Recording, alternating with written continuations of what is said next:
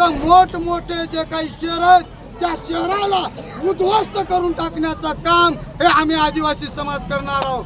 कारण ही ताकद आमच्यामध्ये आहे. कारण आम्ही सस्याच्या जरी शिकारीला निघालो तरी वाघाचं साहित्य सोबत घेऊन जातो.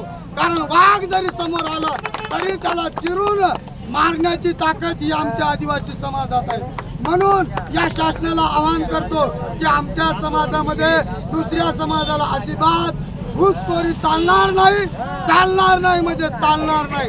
यासाठी हे आम्ही शांततेमध्ये आंदोलन केलेलं आहे आणि हेच आंदोलन उद्या महाराष्ट्रामध्ये पेटलं तर याला जबाबदार हे फक्त बीजेपी सरकार, हे शिंदे फडणवीसचं सरकार राहील. हेच या ठिकाणी आवाहन करून सांगतो. म्हणून या शासनाला विनंती करतो की आमच्या नादाला लागू नका, आमचा तुम्ही अंत पाहू नका.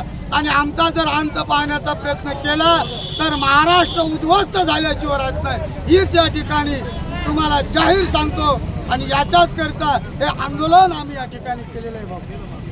धन्यवाद.